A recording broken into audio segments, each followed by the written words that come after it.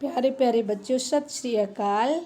अज आप अभ्यास सीट 33 करन जा रहे हैं तो मैनू उम्मीद है कि साडे बच्चे बड़े ध्यान दे नाल इसनूं सुनते हैं तो फिर खुद प्रश्न हल करते हैं।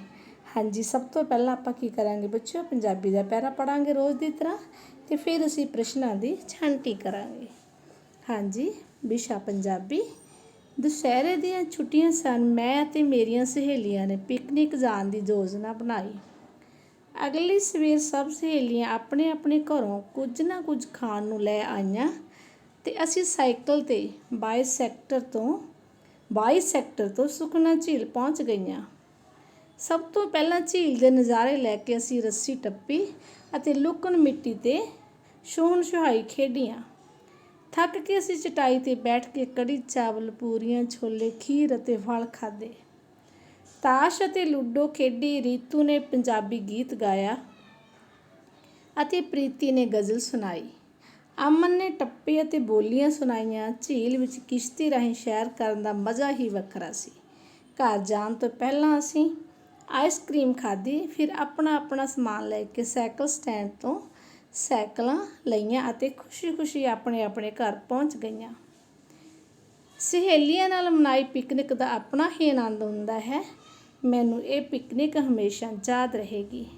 हाँ जी बच्चों, पिकनिक दा वाकई वाला एक वखरा ही नज़ारा है। जदों असी पिकनिक ते जाने आ, इकट्ठे होकर जाने, असी बिल्कुल आज़ाद हुंदे आ, अपने मुताबिक असी हसदे आ, खांदे आ, खेडदे आ ते हर बच्चे दा की है, हर एक दा वड्डे छोटे दा पिकनिक ते जाण नूं बहुत दिल करता है। ठीक है, चलो करोना खत्म होने दे फिर आप भी सारे इकट्ठे पिकनिक ते चलांगे तो आप पैस दे पेपर करके तो बिल्कुल फ्री हो जाएंगे, है ना, क्योंकि असी नंबर चंगे लेने हैं। पहला प्रश्न, सहेलियां ने कित्थे जाण दी योजना बनाई? ऐड़ा की है बच्चों? पिकनिक ते। दूसरा प्रश्न, ने गीत गाया किसने? रीतू ने पंजाबी गीत गाया, है ना। रीतू ने की गाया बच्चों? गीत गाया। आनंद शब्द का अर्थ है, आनंद शब्द का अर्थ है खुश होना, खुश होना। आनंद शब्द है खुशी होना, मन आनंदित हो जाना। चौथा प्रश्न, जिस तरह सहेली तो सहेलियां बनता है उस तरह झील तो की बनेगा बच्चों? सानू पता है झील तो झीलां बनेगा, नदी तो नदियाँ बनेगा, दरिया तो दरियावा बनेगा, समुंदर तो समुंदरा बनूगा। ठीक है ना। अगे देखो प्रश्न 5वां, उपरोक्त पैरे लिए ढुकवां सिरलेख दो। हाँ जी, सुखना झील के नज़ारे, मैं ते मेरियां सहेलियां, पिकनिक, दशहरे दियां छुट्टियां। हाँ जी बच्चों, की है यह पिकनिक? सिरलेख की हुंदा जिहदे बारे, जिस बारे की है पैरे दे विच की है भी सारा कुछ लिखिया होवे, जिसनों मुख रख के ते कि पिकनिक के नज़ारे ने, तो आप कह सकते हैं पिकनिक इस पैरे का की है? सिरलेख है। अगे देखो विशा गणित साडा शुरू हो गया। हेठां दिते चित्र देख के दसो 16 भाग 4। हाँ जी बच्चों, 16 नूं असी 4 बराबर भागों में वंडना, भाव असी किन्ना चौकम चौकी 16 तक ही आएगा। जब असी 16 नूं विच रखांगे, 4 का पहाड़ा पढ़ांगे, किन्ने बजे आएगा? 4 चौके 16, तो किन्ना उत्तर आएगा? ईडी उत्तर आएगा। ठीक है, अगे चलते हैं आपां। दूसरा प्रश्न, हेठ दिते फुटे नाल लंबाई किहड़ी इकाई विच मापी जाती है? मीटर, सेंटीमीटर, फुट ते किलोमीटर। हाँ जी बच्चों, ये की है? सेंटीमीटर। ये की है? सेंटीमीटर ने। ये असी मीटर या किलोमीटर या फुटां नूं नहीं माप सकते कि यह छोटी इकाई है कि यह सेंटीमीटर। ऐड़ा उत्तर बिल्कुल सही है। हाँ, असी इंच माप सकते हैं इंचां नाल, क्योंकि ये 6 इंच भी हैं। तीसरा प्रश्न, रवजोत की पेंसिल की लंबाई 6 माचिस दी तीलियां के बराबर है। मनप्रीत की पेंसिल की लंबाई 4 माचिस दी तीलियां के बराबर है। यदा भाव की होया भी फिर मनप्रीत जिहड़ी है माचिस की है पेंसिल वो की वड्डी है किहदे नालों? रवजोत नालों, क्योंकि वो 6 तीलियां पैंदियां ते 4 तीलियां। हेठां दित्तियां विचों सही कथन चुनो। दोनों दी पेंसिलों की लंबाई बराबर है? बिल्कुल नहीं। हाँ जी, मनप्रीत की पेंसिल रवजोत की पेंसिल तो छोटी है। मनप्रीत की पेंसिल की लंबाई 4 माचिस दी। लिए बच्चों गलत है, मनप्रीत की पेंसिल की है वड्डी है उस नालों। ईडी रवजोत की पेंसिल की लंबाई 4 माचिस दी तीलियां की लंबाई के बराबर है। हाँ जी बच्चों, रवजोत की की है? ये भी गलत है। सारे कथन सही हैं। की है भी? मनप्रीत की पेंसिल रवजोत की पेंसिल तो छोटी है। ऐड़ा बिल्कुल सही है। ਮਨਪ੍ਰੀਤ ਦੀ ਪੈਨਸਲ ਰਵਜੋਤ ਦੀ ਪੈਨਸਲ ਤੋਂ ਛੋਟੀ ਹੈ। ਹਾਂਜੀ ਠੀਕ ਹੈ, ਮਨਪ੍ਰੀਤ ਦੀ ਪੈਨਸਲ ਰਵਜੋਤ ਦੀ ਪੈਨਸਲ ਤੋਂ ਛੋਟੀ ਹੈ। ਨਹੀਂ ਬੱਚੋ, ਮਨਪ੍ਰੀਤ ਦੀ ਪੈਨਸਲ ਤਾਂ ਰਵਜੋਤ ਦੀ ਪੈਨਸਲ ਤੋਂ ਵੱਡੀ ਹੈ, ਇਹ ਵੀ ਗਲਤ ਹੋ ਗਿਆ। ਰਵਜੋਤ ਦੀ ਪੈਨਸਲ ਦੀ ਲੰਬਾਈ 4 ਮਾਚਿਸ ਦੀਆਂ ਤੀਲੀਆਂ ਦੇ ਬਰਾਬਰ ਹੈ, ਇਹ ਵੀ ਗਲਤ ਹੈ। ਮਨਪ੍ਰੀਤ ਦੀ ਦੋਨਾਂ ਦੀਆਂ ਪੈਨਸਲਾਂ ਬਰਾਬਰ ਹਨ, ਇਹ ਵੀ ਗਲਤ ਹੈ। ਤਾਂ ਸਾਰੇ ਕਥਨ ਸਹੀ ਹਨ, ਇਹ ਵੀ ਬੱਚੋ ਗਲਤ ਹੈ। ਇੱਥੇ ਆਪਾਂ ਕਿਵੇਂ ਕਹਿ ਸਕਦੇ ਹਾਂ ਹੁਣ, ਦੋਨਾਂ ਦੀਆਂ ਪੈਨਸਲਾਂ ਦੀ ਲੰਬਾਈ ਬਰਾਬਰ ਹੈ, ਨਹੀਂ ਹੈਗੀ। ਮਨਪ੍ਰੀਤ ਦੀ ਪੈਨਸਲ ਰਵਜੋਤ ਦੀ ਪੈਨਸਲ ਤੋਂ ਛੋਟੀ ਹੈ। ਨਹੀਂ ਬੱਚਿਓ, ਮਨਪ੍ਰੀਤ ਦੀ ਪੈਨਸਲ ਤਾਂ ਰਵਜੋਤ ਦੀ ਪੈਨਸਲ ਤੋਂ ਵੱਡੀ ਹੈ, ਇਸ ਕਰਕੇ ਇਹ ਵੀ ਗਲਤ ਹੋ ਗਿਆ। ਰਵਜੋਤ ਦੀ ਪੈਨਸਲ ਦੀ ਲੰਬਾਈ 4 ਮਾਚਿਸ ਤੀਲੀਆਂ ਦੇ ਬਰਾਬਰ ਹੈ। ਨਹੀਂ, ਇਹ ਕੀ ਹੈ ਬੱਚੋ, 6 ਮਾਚਿਸ ਦੀਆਂ ਤੀਲੀਆਂ ਦੇ ਬਰਾਬਰ ਹੈ। ਇਸ ਕਰਕੇ ਇੱਥੇ ਕੋਈ ਵੀ ਉੱਤਰ ਮੇਰੇ ਹਿਸਾਬ ਨਾਲ ਸਹੀ ਨਹੀਂ ਹੈਗਾ। ਅਤੇ ਆਪਾਂ ਦੁਬਾਰਾ ਦੇਖਦੇ ਹਾਂ ਅਤੇ ਤੁਸੀਂ ਵੀ ਦੇਖਿਓ ਧਿਆਨ ਦੇ ਨਾਲ, ਮੈਨੂੰ ਕੋਈ ਵੀ ਸਹੀ ਉੱਤਰ ਨਹੀਂ ਲੱਗ ਰਿਹਾ। ਚੌਥਾ ਪ੍ਰਸ਼ਨ ਦੇਖੋ, ਹੇਠਾਂ ਦਿੱਤੇ ਗਲਾਸਾਂ ਵਿੱਚ ਪਾਣੀ ਦੀ ਮਾਤਰਾ ਦਾ ਸਹੀ ਘਟਦਾ ਕ੍ਰਮ ਦੱਸੋ। ਘਟਦਾ ਹੁੰਦਾ ਬੱਚੋ ਸਭ ਤੋਂ ਪਹਿਲਾਂ ਵੱਧ, ਸਭ ਤੋਂ ਵੱਧ ਕੀ ਹੈ, ਕਿਹੜੇ ਗਲਾਸ ਦੇ ਵਿੱਚ ਹੈ, ਤੀਸਰੇ ਨੰਬਰ 'ਤੇ। ਉਸ ਤੋਂ ਘੱਟ ਕੀ ਹੈ, ਚੌਥੇ ਨੰਬਰ 'ਤੇ, ਫਿਰ ਦੂਸਰੇ 'ਤੇ, ਫਿਰ ਪਹਿਲੇ 'ਤੇ। ਹਾਂਜੀ, ਕੀ ਉੱਤਰ ਆਏਗਾ ਆਪਣਾ, ਪਹਿਲਾਂ 3, ਫਿਰ 4 2 1। ਕਿੱਥੇ ਹੈ ਜੀ, 3 4 2 1 ਐੜਾ ਉੱਤਰ ਸਹੀ ਉੱਤਰ ਹੈ। ਅੱਗੇ ਦੇਖੋ, ਇੱਕ ਦੁਕਾਨਦਾਰ ਨੇ ਪਿਛਲੇ 4 ਦਿਨਾਂ ਵਿੱਚ ਹੇਠ ਦਿੱਤੇ ਅਨੁਸਾਰ ਬੱਲਬ ਵੇਚੇ। ਦਿਨ ਦਿੱਤੇ ਹਨ ਅਤੇ ਬਲਬਾਂ ਦੀ ਗਿਣਤੀ ਬੱਚੋ, ਸੋਮਵਾਰ ਨੂੰ ਉਸਨੇ ਕਿੰਨੇ ਵੇਚੇ ਨੇ, 7 ਬੱਲਬ। ਅਤੇ ਮੰਗਲਵਾਰ ਨੂੰ ਕਿੰਨੇ ਵੇਚੇ ਨੇ ਬੱਚੋ, 4 ਤੇ 3 7 2 9 ਵੇਚੇ ਨੇ। ਅਤੇ ਬੁੱਧਵਾਰ ਨੂੰ ਕਿੰਨੇ ਵੇਚੇ ਨੇ, 6 ਬੱਲਬ ਵੇਚੇ ਨੇ। ਅਤੇ ਵੀਰਵਾਰ ਨੂੰ ਕਿੰਨੇ ਵੇਚੇ ਨੇ ਬੱਚੋ, 8 ਵੇਚੇ ਨੇ। ਤਾਂ ਸਭ ਤੋਂ ਵੱਧ ਬੱਲਬ ਕਿਸ ਦਿਨ ਵੇਚੇ, ਸਾਨੂੰ ਪਤਾ ਹੈ 9 ਬੱਲਬਾਂ ਦੀ ਗਿਣਤੀ ਸਭ ਤੋਂ ਵੱਧ ਸੀ, ਮੰਗਲਵਾਰ ਨੂੰ ਉਸਨੇ ਸਭ ਤੋਂ ਵੱਧ ਬੱਲਬ ਵੇਚੇ ਨੇ। ਇਸ ਕਰਕੇ ਐੜਾ ਉੱਤਰ ਸਹੀ ਉੱਤਰ ਹੈ। ਹਾਂਜੀ, ਅੱਗੇ ਆਪਾਂ ਇੰਗਲਿਸ਼ ਪੜ੍ਹਦੇ ਹਾਂ। ਵੰਸ ਸਬਜੈਕਟ ਇੰਗਲਿਸ਼, ਵੰਸ ਅਪੋਨ ਏ ਟਾਈਮ, ਇੱਕ ਸਮੇਂ ਦੀ ਗੱਲ ਹੈ। ਇਹ ਸਵੈਨ ਲਿਵਡ ਇਨ ਏ ਪੌਂਡ। ਸਵੈਨ ਹੁੰਦੇ ਬੱਚੋ ਹੰਸ, ਠੀਕ ਹੈ। ਹੰਸ ਇੱਕ ਕੀ ਹੈ, ਤਲਾਬ ਦੇ ਵਿੱਚ ਰਹਿੰਦਾ ਸੀ। ਇਹਨੂੰ ਛੱਪੜ ਵੀ ਕਹਿੰਦੇ, ਵੈਸੇ ਤਲਾਬ ਕਹਾਂਗੇ ਆਪਾਂ ਇੱਥੇ। ਦ ਸਵੈਨ ਵਾਜ਼ ਸਪੈਸ਼ਲ, ਜਿਹੜਾ ਹੰਸ ਸੀ ਉਹ ਇੱਕ ਖਾਸ ਸੀ, ਸਪੈਸ਼ਲ ਸੀ, ਠੀਕ ਹੈ। ਇਟ ਹੈਡ ਗੋਲਡਨ ਫੈਦਰਸ, ਇਸ ਦੇ ਜਿਹੜੇ ਖੰਭ ਸਨ ਉਹ ਕੀ ਸੋਨੇ ਦੇ ਸਨ। Near the pond lived a poor woman with her 2 daughters. Pond ਦੇ ਨੇੜੇ, ਤਲਾਬ ਦੇ ਨੇੜੇ ਹੀ ਇੱਕ ਕੀ ਹੈ, ਔਰਤ ਰਹਿੰਦੀ ਸੀ, ਜਿਹਦੀਆਂ ਕੀ ਸਨ, 2 ਲੜਕੀਆਂ ਸਨ। ਹਾਂਜੀ, ਨੀਅਰ ਦਾ ਪੌਂਡ, ਤਲਾਬ ਦੇ ਨੇੜੇ, ਇਹ ਲਿਵਡ ਪੂਅਰ ਵੂਮੈਨ, ਇੱਕ ਗਰੀਬ ਔਰਤ ਰਹਿੰਦੀ ਸੀ, ਹਰ 2 ਡਾਟਰਸ, ਆਪਣੀਆਂ 2 ਲੜਕੀਆਂ ਦੇ ਨਾਲ। ਲਾਈਫ ਵਾਜ਼ ਟਫ, ਇਹ ਬੱਚੋ ਟਫ ਹੁੰਦੀ ਹੈ, ਔਖੀ। And the mother and the daughters did not have enough food, ਉਹਨਾਂ ਦੀ ਜਿਹੜੀ ਜ਼ਿੰਦਗੀ ਸੀ ਉਹ ਔਖੀ ਸੀ। ਮਾਤਾ ਕੋਲੇ ਅਤੇ ਉਹਨਾਂ ਦੀਆਂ ਕੁੜੀਆਂ ਕੋਲੇ ਪੇਟ ਭਰਨ ਲਈ ਭੋਜਨ ਨਹੀਂ ਸੀ ਹੁੰਦਾ। ਦ ਸਵੈਨ ਵਾਜ਼ ਕਾਇੰਡ, ਜਿਹੜਾ ਸਵੈਨ ਸੀ, ਹੰਸ ਸੀ, ਉਹ ਬਹੁਤ ਦਿਆਲੂ ਸੀ। ਇਟ ਥਾਟ, ਉਸਨੇ ਸੋਚਿਆ, if I give them one of my golden feather, ਜੇਕਰ ਮੈਂ ਆਪਣਾ ਇੱਕ ਸੋਨੇ ਦਾ ਖੰਭ, ਠੀਕ ਹੈ ਨਾ ਬੱਚੋ, ਪਰ ਵੀ ਕਹਿ ਸਕਦੇ ਹਾਂ, ਖੰਭ ਕਹਿ ਸਕਦੇ ਫੈਦਰ ਨੂੰ, ਠੀਕ ਹੈ।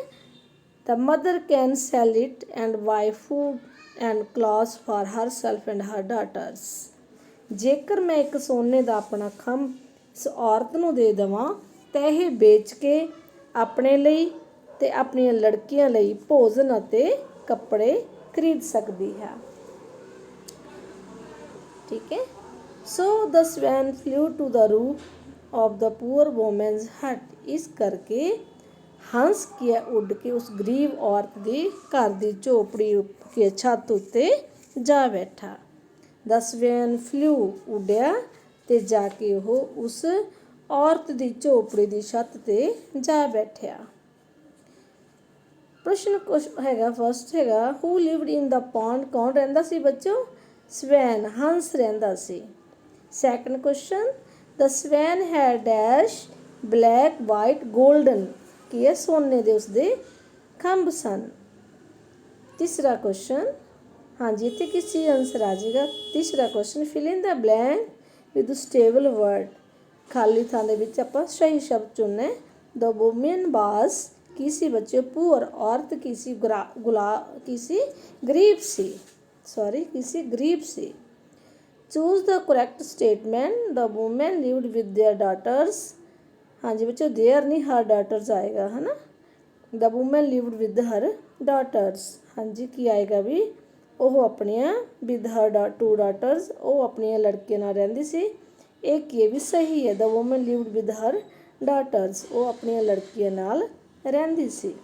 ਤੇ ਇਸ ਕਰਕੇ ਬੱਚੋ ਹੀਜ਼ ਆਉਂਦਾ ਲੜਕਿਆਂ ਲਈ, ਦੈਮ ਨਹੀਂ ਆਏਗਾ, ਦੈਮ ਡਾਟਰਸ ਨਹੀਂ ਆਏਗਾ, ਕਿਉਂਕਿ ਇਹ ਵੂਮੈਨ ਇੱਕ ਹੈ, ਜ਼ਿਆਦਾ ਨਹੀਂ ਹੈਗੀਆਂ, ਇਸ ਕਰਕੇ ਬੀ ਆਂਸਰ ਸਹੀ ਹੈ। Next question, choose the right option for the underline word. ਹਾਂਜੀ ਸਹੀ ਦੱਸਣਾ ਆਪਾਂ, ਅੰਡਰਲਾਈਨ ਕਰ ਜਿਹੜੇ ਨੀਚੇ ਵਰਡ ਹੈ ਵੀ ਇਹਨੂੰ ਆਪਾਂ ਕੀ ਕਹਿ ਸਕਦੇ ਹਾਂ। ਦ ਸਵੈਨ ਵਾਜ਼ ਕਾइंड। ਹਾਂਜੀ ਹੰਸ ਕੀ ਹੈ, ਦਿਆਲੂ ਸੀ। ਹੇਅਰ ਦ ਵਰਡ ਕਾइंड ਇਜ਼ ਕੀ ਹੈ ਬੱਚੋ, ਨਾउन ਨਹੀਂ, ਪ੍ਰਨਾउन ਨਹੀਂ, ਐਡਜੈਕਟਿਵ। ਇਹ ਕੀ ਹੈ, ਕਿਸੇ ਦੀ ਵਿਸ਼ੇਸ਼ਤਾ ਦੱਸੀ ਗਈ ਹੈ। ਉਹ ਕਰੂਅਲ ਨਹੀਂ ਸੀ, ਕਿਸੇ ਕਾइंड ਸੀ, ਸੋ ਇਟ ਇਜ਼ ਐਡਜੈਕਟਿਵ। ਸੋ ਅਸੀਂ ਆंसर राइट। ਹਾਂਜੀ ਅੱਗੇ है विषय हिंदी। जैसे जैसे पैस की परीक्षा नज़दीक आ रही थी। कैसे बच्चों, जैसे जैसे पैस की परीक्षा नज़दीक आ रही थी, आकाश की परेशानी बढ़ती जा रही थी। कोरोना महामारी के चलते इस बार सभी परीक्षाएं ऑनलाइन होने वाली थी, लेकिन आकाश के परिवार के किसी सदस्य के पास मोबाइल फ़ोन नहीं था। आकाश के अध्यापिका उसे मिलने उनके घर आए। उन्होंने बताया, आकाश घबराने की कोई ज़रूरत नहीं है, उनके मित्र समूह बना दिए गए हैं जो पैस परीक्षा में उनकी सहायता करेंगे। तुम्हारे समूह का लीडर तुम्हारा प्रिय मित्र प्रेम है। अध्यापिका की यह बात सुनकर आकाश की जान में जान आई और उसके माता पिता भी अति प्रसन्न हुए। हाँ जी बच्चों, जिनके पास फ़ोन नहीं है तो हमें भी आपको भी उनकी मदद करनी चाहिए। पहला प्रश्न, नज़दीक का विपरीत अर्थ क्या है बच्चों। नज़दीक है दूर, विपरीत है उल्ट, विरोधी शब्द। नज़दीक है नेड़े पास, पर उसका विपरीत क्या है, दूर हो जाएगा। ठीक है।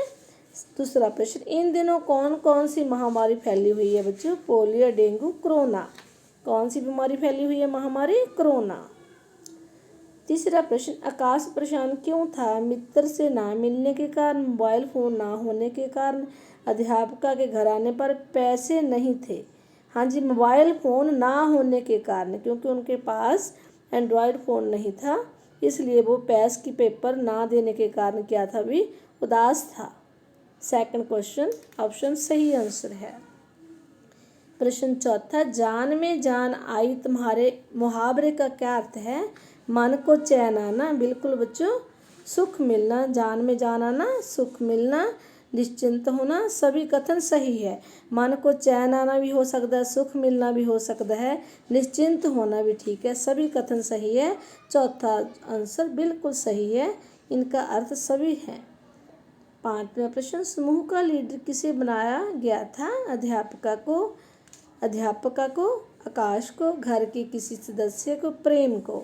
हाँ जी बच्चों, समूह का लीडर कौन बना था, प्रेम।